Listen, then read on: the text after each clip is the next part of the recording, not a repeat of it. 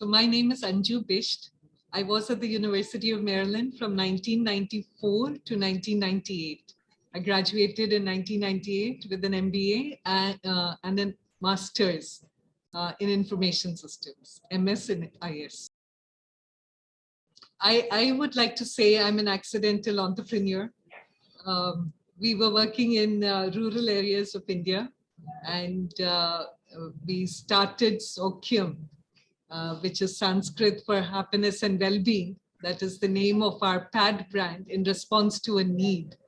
So what we saw is that a lot of education and health-related problems of women and girls in rural India, can be traced to one factor alone: the lack of suitable materials for menstrual hygiene.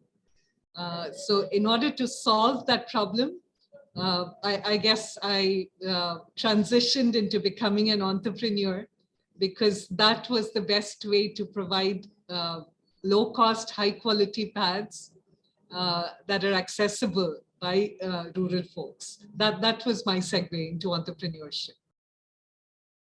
I remember getting placed in 5 different companies, good companies, all of them. And I chose to work with Coopers and Lybrand, which then merged with Pricewaterhouse, and it became PricewaterhouseCoopers. And I worked there for some time. Wonderful projects, wonderful learning opportunities. I remember we worked for clients such as the US Department of Defense, the North Carolina School District, Compaq Computers in Houston, and JC Penney, and so forth. And when I left finally, it was, so we were doing this project with, I won't name the client, but at that time, online shopping was not the big thing that it is today. We're talking about, early 2001, 2002, that kind of time frame. And so we were working with this client that wanted to install internet kiosks in its stores, so that if a customer walks in and, say doesn't find a t-shirt in the color or the size that they want, they can still order it, and the store doesn't lose that customer. And while it was a very exciting project to be on, here we were at the cutting edge of technology, new concept. I remember sitting in those meetings and wondering, is this how I'm going to spend the rest of my life? Help folks who already make a lot of money make more money. And I guess one of the catalysts for that, or the catalyst for that, was a meeting that I had actually, as a matter of fact, in Washington, DC. I had recently graduated from the University of Maryland. I'd started working, I was working full-time, and I had met a spiritual leader. Her name is Amma, Srimata Amritanandamayi Devi. She's well known internationally. She's revered as a spiritual and a humanitarian leader. And it was so inspiring to know about her work and sort of everything that she stood for. That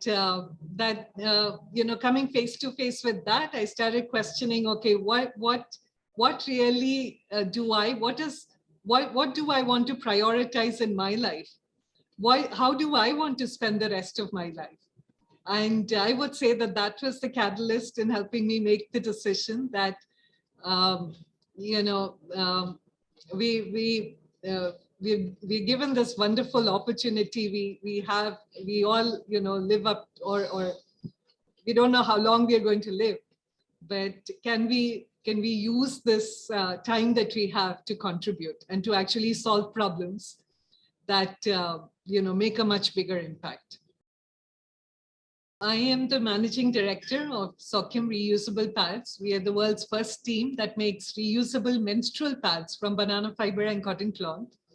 And one, I guess I would say, well-kept secret is the fact, it's there in the open domain. If somebody really wants to find out, it's not difficult to find out, but most of us don't know it, and most of us don't talk about it, because we don't discuss periods or menstrual products in our everyday conversations.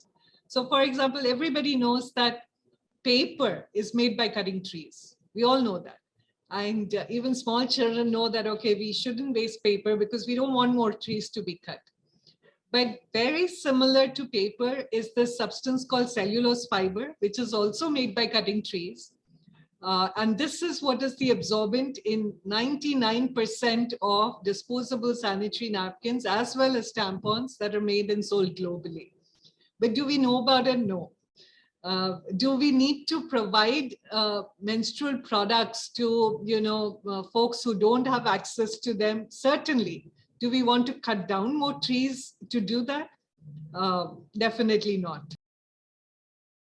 The journey is never about us. When we begin, we are so tentative and so full of doubts. I remember when we launched the pads, we had provided training to village women in one of the centers that we had started, or actually two different centers, one in UP and one in Telangana. And that was 2 months prior to when we launched. And so we launched on Amma's birthday in 2017. And it's a huge event where, folks come from all around the world that know Amma, that want to honor Amma. And we sold, we had a stall and we did good sales. We may have sold 20,000 rupees of pads. And today that seems like a small number because that's our daily sales volume, perhaps. But so we were very happy. But after the event, I remember I looked around my office and there were pads everywhere. And the two teams that we had trained to produce pads would be producing more and sending more. And I remember having this feeling in my, sort of a very sick feeling in my stomach. Okay, how are we going to sell these pads? Are we going to have to wait for next birthday of Amma's next year to again have a stall and sell? Because who even knows about reusable pads? How do we sell? Where do we go? Do we make a website, try to sell it online? There are no reusable. Today in India, there are about 15 reusable pad brands, but not at that time. There might have been one or two. And but one thing led to another. We started doing awareness workshops, and awareness workshops, the focus was never on sales. It was just to provide awareness, but they did lead to a lot of sales. Today, it's like I said, it's gained a momentum of its own, and the movement is driving us. So it's not, if I had known that it's not about us, it's about the impact. It's about, the lives. So we have this beautiful mission statement: fight climate change, support zero waste communities, empower women, because it's also a means of livelihood for women, for rural women, transform lives, and all through our beautiful reusable pads. So I've really seen all of this happen. How do lives get transformed? Because I have used reusable pads for nearly 20 years now. And I'm almost at the fag end of my menstruating lifetime. I got my first set of reusable pads when I was in the US. I got them from Whole Foods in the US, and I used them for a long time. Then for my second set, I looked in India if there was anybody producing them, and there was this one organization that had just started, maybe a few months before.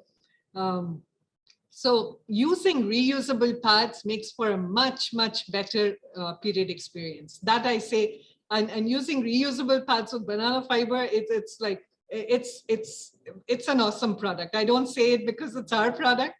As a user, I say that. It was one of the best times of my life, the university of the 2 years that I spent there. And, leading an entrepreneurial venture, it's good if you have the whole 360-degree view of what is finance, what is operations, what is HR, what is inventory management and everything. And that knowledge I got at the university. Another thing comes to mind is, we are starting now to think about international expansion, and especially in the global South, South America, Southeast Asia, and so on. And my first introduction to all of these nations was at the wonderful class at the University of Maryland. Such a diverse class, and we had folks from all over. So that was the first time I made friends from those nations.